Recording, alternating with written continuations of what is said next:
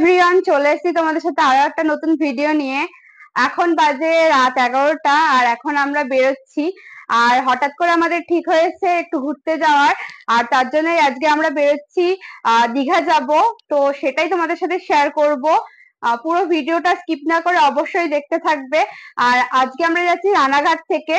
তো কিভাবে যাচ্ছি, কোন রুট দিয়ে যাচ্ছি, পুরোটা তোমাদের সাথে শেয়ার করব। তো তোমরা সবাই সাথে থাকো, দেখতে থাকো। এই ভিডিওটা অনেক বেশি লাইক করবে, নিজের পদে হাত প্লিজ। আর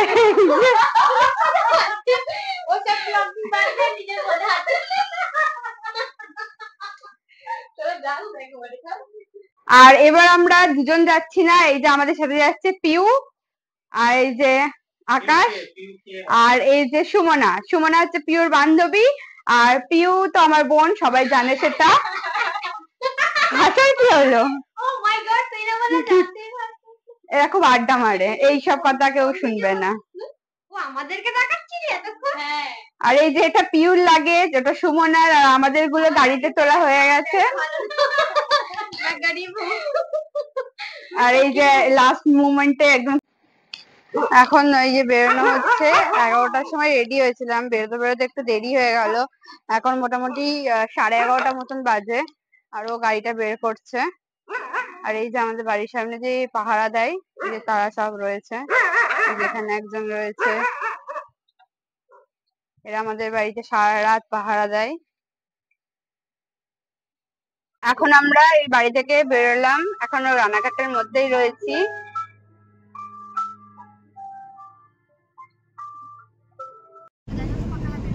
এখন আমরা কল্যাণীতে ঢুকছি। কল্যাণী মোড়, ওখান থেকে আমরা দিল্লি রোডটা ধরবো। রাস্তা এখন ফাঁকাই আছে। এখন 12:29 মতন বাজে। আমরা চেষ্টা করছি যতটা তাড়াতাড়ি দীঘা পৌঁছে যাই, কারণ যত দেরি হয়ে যাবে সকালের দিকটাই রাস্তায় প্রচুর জ্যাম হয়ে যাবে, ওই জন্য আমরা তাড়াতাড়ি বেরিয়েছি। এবার দেখা যাক কতক্ষণে পৌঁছই। এই যে এখন রাত 3টে বাজে। এই যে এরা সব ঘুমিয়ে পড়েছে। এরা বলেছিল যে এরা সারা রাত জেগে জেগে যাবে, আমি আর আকাশ শুধু জেগে রয়েছি। আর এই যে সব চাদর টাদর গায়ে দিয়ে ঘুমাচ্ছে। এখন 3টে মতন বাজে, আর এখন আমরা একটু দাঁড়ালাম। আমরা এই প্রথম একটু হল্ট করলাম, এখন একটু চা কফি খাবো, বাড়ি থেকেই করে নিয়ে এসেছি। আর এটা NH16, জায়গাটার নামটা আমি ঠিক জানি না। মানে মাঝরাতে ঘুম থেকে উঠে এই অবস্থা এদের। একটু আগেও তো দেখলে ঘুমাচ্ছে সবাই, আর এখন এই অবস্থা।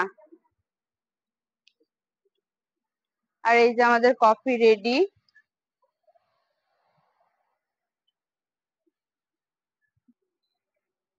দাও।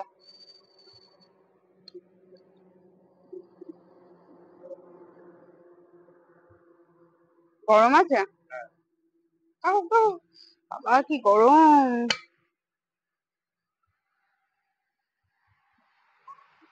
কাপটা কি ফুটো?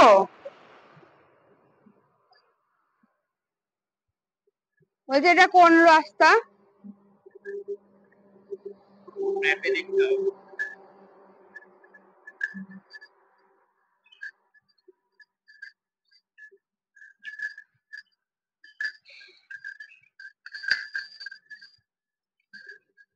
আর এই যে এদের রাতের বেলা মাঝরাতে গাড়ি দাঁড় করিয়ে ফটো তোলা চলছে।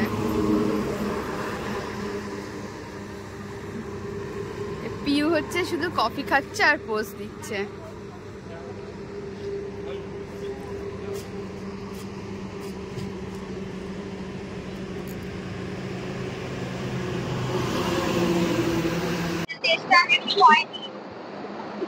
গিয়ে বল, তা বল। ইমা, এটা কি করছিস তুই? খাকে বারণ করেছে। বল এক্সপিরিয়েন্স কেমন লাগলো? অর্ধেক রাস্তা চলে এসেছি। না, অর্ধেকের বেশি চলে এসেছি। পিউ অনেকক্ষণ ধরে বলছে, ওকে জিজ্ঞাসা করার কথা, বল তোর এক্সপিরিয়েন্স। তোর সঙ্গে একজনের খুব মিল পাই। এই না না, বেশি দূর যাস না, ফাঁকা রাস্তা।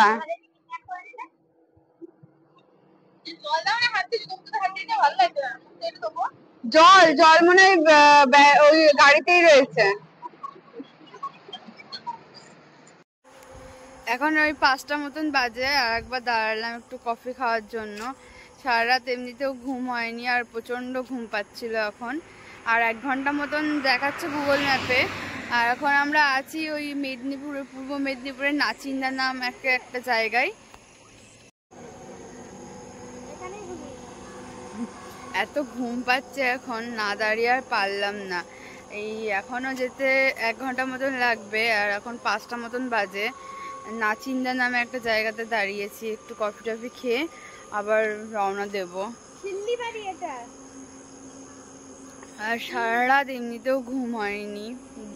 আমারও ঘুম হয়নি। সুমনাকে দেখা, ও দেখ কেমন করে ঘুমাচ্ছে, ওকে দেখা আগে। আর সুমনা সেই যবে থেকে গাড়ি উঠেছে তখন থেকে ঘুমাচ্ছে, ও পুরো টানা ঘুমাচ্ছে, ওর কোনো অসুবিধা হয়নি। আর ঘুম একদম আমাদের হয়নি, চোখ মুখ পুরো বসে গেল একটা রাতেই।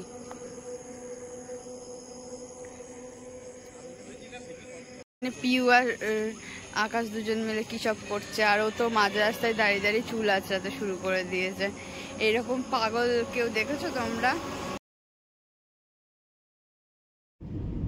আর 18 কিলোমিটার রয়েছে। তোমাদেরকে একটা জিনিস দেখাচ্ছি।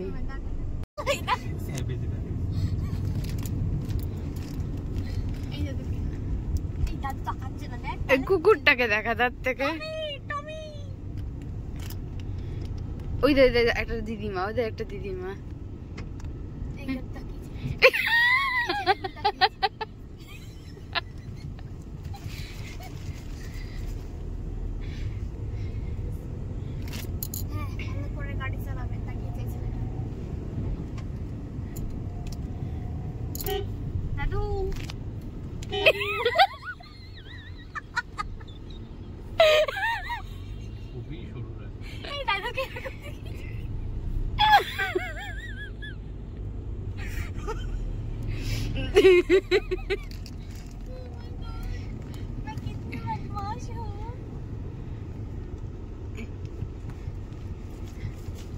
এবার বললি না তো এখানে তানিস্ক আছে।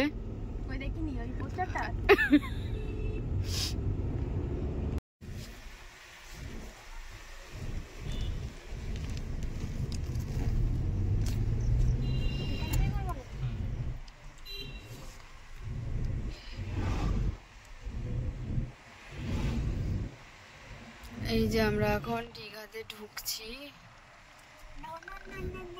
আমরা গোয়াতে ঢুকছি। বিশ্ব বাংলার গেটটা দেখা যাচ্ছে। না না, আমরা তো অন্ধ, দেখতে পাই না। দেখি না কি করা যাবে। এই চুপ কর। আমার এমনিতে সারা রাত না ঘুমিয়ে কথাই বলতে পারছি না।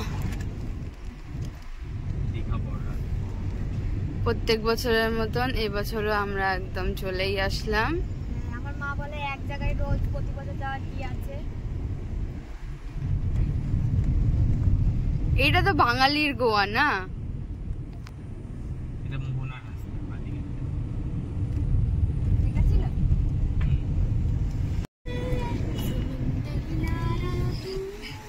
ওফ কি গান, মন ছুঁয়ে গেল তোদের গানে।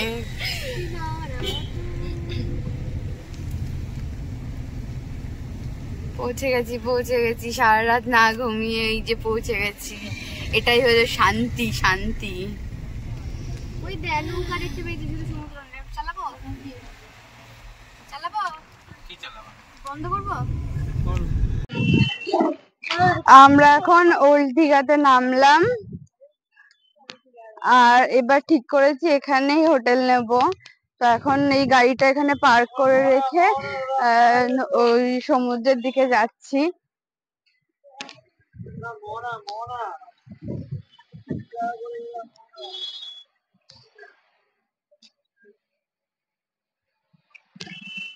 এই দিকটা দিয়েই চলো। সারা রাত যে ঘুমাইনি, এই সমুদ্রটা দেখার পরে সমস্ত ক্লান্তিটাই দূর হয়ে গেল, আর কোনো ক্লান্তিই নেই।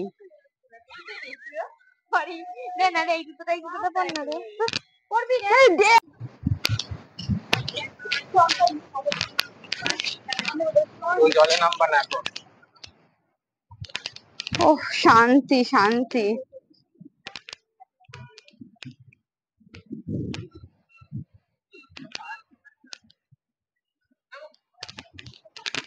কি হয়েছে?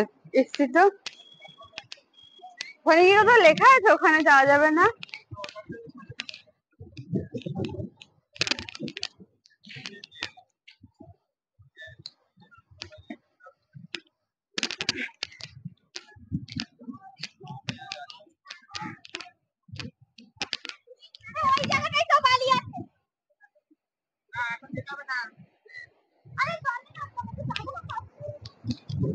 ও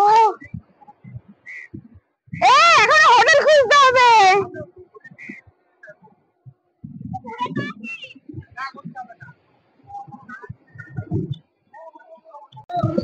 আমরা তো এখন এই সমুদ্রের ধারে চলে আসলাম, আর মন থেকে চাইছে না যাই অন্য কোথাও, কিন্তু এখন আমাদের হোটেল এখনো দেখা হয়নি।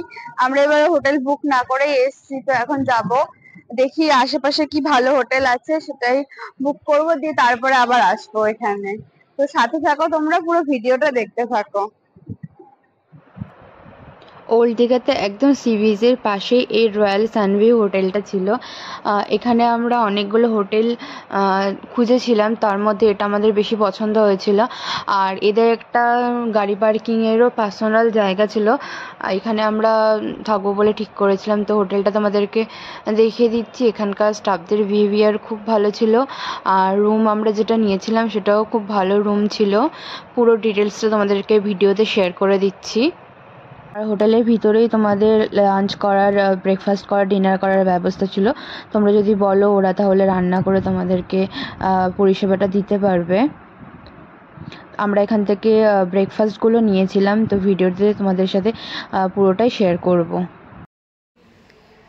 এই যে আমাদের যে রুমটা নিয়েছি, এটা ফার্স্ট ফ্লোরে আছে, 202 নাম্বার রুম।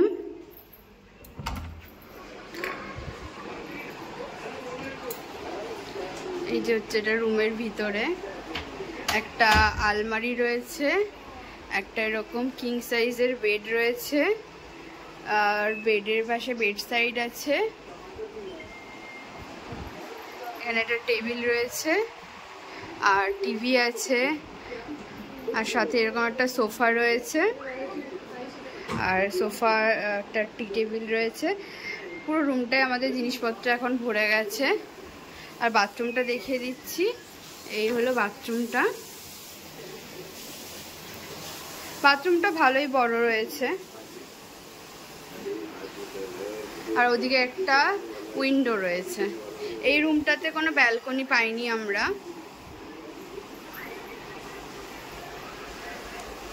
আর উপরে এরকম ফল সিলিংও করা রয়েছে। এই রুমটা আমরা পেয়েছি 1600 টাকা করে প্লাস জিএসটি দিয়ে। তোমরা যারা এই হোটেলটাতে থাকতে চাও, আমি স্ক্রিনে নাম্বারটা শেয়ার করে দেব, চাইলে ফোন করে নিতে পারো।